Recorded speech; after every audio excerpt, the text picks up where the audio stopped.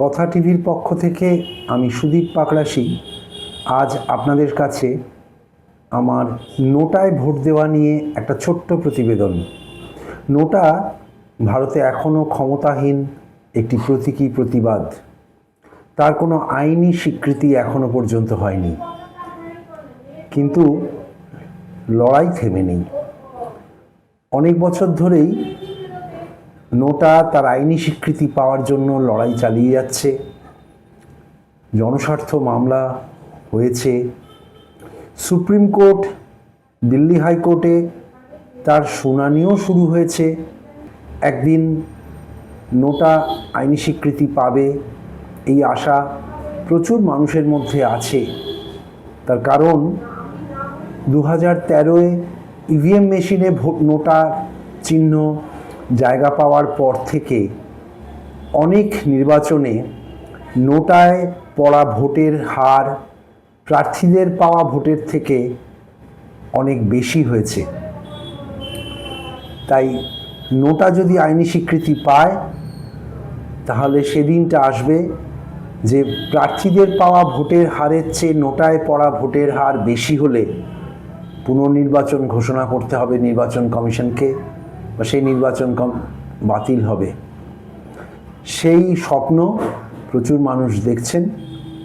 সেই নিয়েই আমার ছোট্ট প্রতিবেদন। আজ আশা করি আপনাদের ভালো লাগবে। ভালো লাগলে শেয়ার করবেন এবং কথা টিভিকে উৎসাহিত করতে চ্যানেলটি সাবস্ক্রাইব করবেন।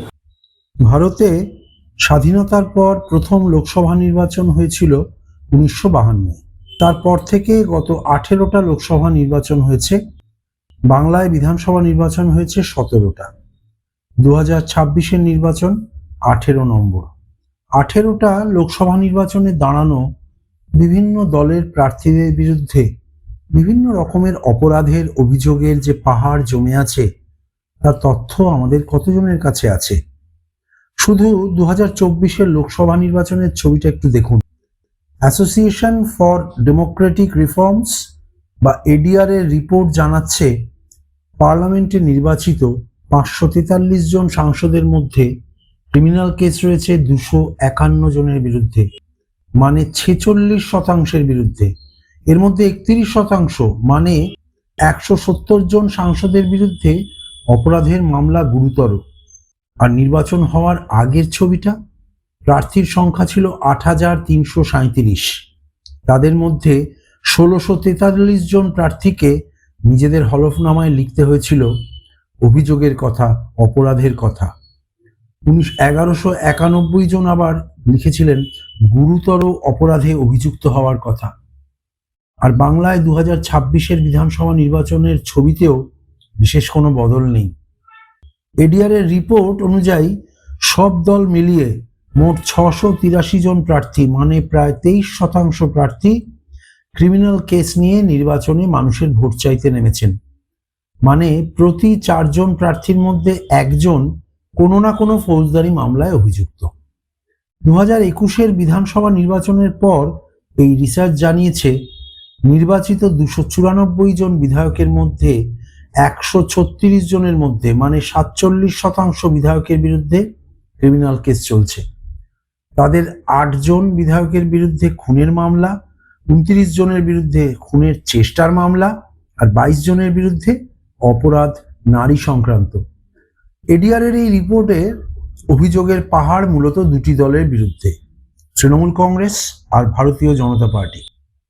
এই তথ্য একটা কথাই পরিষ্কারভাবে জানিয়ে দিচ্ছে যে রাজনীতি আর অপরাধ আজ মিলে মিশে একাকার। এবং এই বেনে জলের রাজনীতির শুরু কিন্তু 2021 বা 2024-এ নয়, অনেক আগে থেকে। তবে হ্যাঁ, 2024 বা 2026-এ গুরুতর অপরাধের মামলা নিয়ে মানুষের ভোট চাওয়া প্রার্থীর তুলনায় 17 বছর আগের নির্বাচনের সংখ্যাটা কম ছিল। 2009-এর লোকসভা নির্বাচনে হলফনামা ঘেঁটে জানা যাচ্ছে সমস্ত দল মিলিয়ে 15% প্রার্থী নির্বাচনে লড়েছিলেন মাথায় গুরুতর অপরাধের মামলা নিয়ে। পরের প্রত্যেকটা 5 বছরে যা ক্রমবর্ধমান।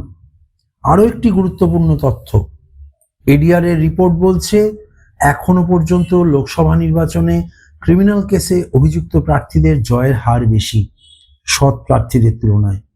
সত্য সেলুকাস, কি বিচিত্র এই দেশ।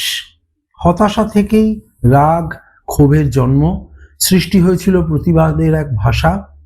কিছু কাব্যোপেক্ষিত মানুষ দিল্লি হাইকোর্ট এবং সুপ্রিম কোর্টে একের পর এক জনস্বার্থ মামলা করে গিয়েছেন।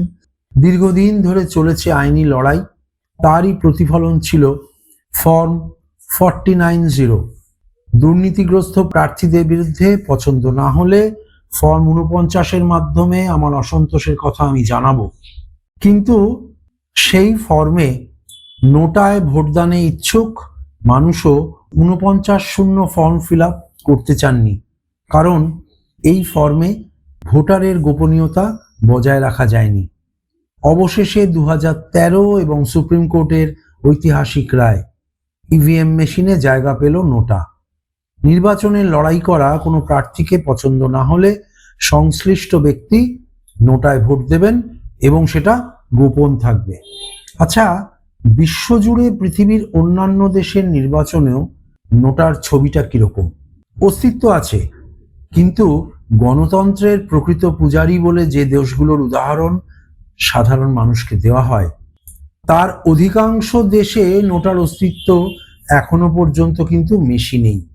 যেমন মার্কিন যুক্তরাষ্ট্র, সেখানে নেভাডার মতো কিছু রাজ্যে ভোটিং মেশিনে রয়েছে নান অফ দিস ক্যান্ডিডেটস চিহ্ন, কিন্তু সেই চিহ্নে দেওয়া ভোটের সংখ্যা মোট প্রার্থীদের পাওয়া ভোটের থেকে বেশি হলেও তার কোনো প্রতিফলন ফলাফলে দেখা যায় না। রাশিয়াতে তো 2006 পর্যন্ত ভোটিং মেশিনে নোটার স্থান থাকত, তার নাম ছিল এগেইনস্ট অল, কিন্তু 2004-এর পর সেই চিহ্নটাই তুলে দেওয়া হয়। ফ্রান্সেও ভোটিং মেশিনে নোটার অস্তিত্ব আছে, কিন্তু সেই দেশেও সে শুধুই ক্ষমতাহীন এক প্রতিবাদ। তথ্য জানাচ্ছে একমাত্র দুটো দেশ, স্পেন আর কলম্বিয়ায় নোটার ক্ষমতা আছে। স্পেনের নির্বাচনে মেশিনে থাকে ব্ল্যাঙ্ক ভোট চিহ্ন, কলম্বিয়াতেও তাই। নির্বাচনে প্রার্থীদের চেয়ে ব্ল্যাঙ্ক ভোটে বেশি সংখ্যক মানুষ ভোট দিলে পুনর্নির্বাচন ঘোষণা করতে হয়। 2013-এ ভারতে ভোটিং মেশিনে নোটার উপস্থিতির পর থেকে নির্বাচনগুলোর দিকে তাকালে দেখা যাবে মানুষ কিন্তু সাড়া দিয়েছেন। প্রথমবার 2013-এ মধ্যপ্রদেশে বিধানসভা নির্বাচনে 5 লাখেরও বেশি ভোট নোটায় দিয়েছিলেন সাধারণ মানুষ। প্রচুর কেন্দ্রে প্রার্থীদের পাওয়া ভোটের চেয়ে নোটায় পড়া ভোট বেশি ছিল। তারপরও 2015 বিহার নির্বাচন, 2014 এবং 2019-এর মহারাষ্ট্র বিধানসভা নির্বাচন, 2014 এবং 2019-এর লোকসভা নির্বাচন, 2017-র গুজরাট বিধানসভা নির্বাচন, প্রত্যেকটা নির্বাচনে নোটা নজর কাড়া ভোট পেয়েছিল, কিন্তু তারপরও তার স্থান ঠুটো জগন্নাথের মতো। কিন্তু কেন নোটা এখনো রাজনৈতিক শক্তি হয়ে উঠতে পারল না? প্রথম কারণ, সে এখনো আইনি স্বীকৃতি পায়নি। নোটা জিতলেও নির্বাচন বাতিল হয় না। ভোটাররা দ্বিধাগ্রস্ত হন এই ভেবে যে নোটা দিলে তো কেউ জিতবে না, তাহলে আমার ভোটটা নষ্ট হবে। বিশেষ করে যখন লড়াই খুব কাছাকাছি হয়, তখন ভোটাররা নোটায় না দিয়ে কম খারাপ প্রার্থীকে বেছে নেন, যে কারণে রাজনৈতিক দলগুলোর উপরেও চাপ কমে গেছে। আরও একটা গুরুত্বপূর্ণ কারণ আছে, এখনো পর্যন্ত নোটা কোনো রাজনৈতিক সামাজিক আন্দোলনের অংশ হয়ে ওঠেনি। এ শুধু একটি প্রতীকী প্রতিবাদ হয়েই রয়েছে। কিন্তু লড়াই কি একদম হচ্ছে না? হচ্ছে। 2024-এ সুপ্রিম কোর্টে জনস্বার্থ মামলা হয়েছে। সেখানে দাবি করা হয়েছে নোটা যদি সর্বোচ্চ ভোট পায় তাহলে নির্বাচন বাতিল করতে হবে, নতুন প্রার্থী নিয়ে পুনর্নির্বাচন করতে হবে। আদালত এই দাবিগুলোকে অবশ্য ওয়েস্ট পেপারে ছুঁড়ে ফেলেনি, নোটিশ জারি করে শুনানি শুরু করেছে। 2026-এও দিল্লি হাইকোর্টে জনস্বার্থ মামলা হয়েছে। দুর্নীতিতে ডুবে থাকা অধিকাংশ রাজনৈতিক দলের প্রার্থীদের বিরুদ্ধে নোটা হতে পারে এক বড় প্রতিবাদের হাতিয়ার, কিন্তু তার আগে প্রয়োজন নোটার আইনি স্বীকৃতি।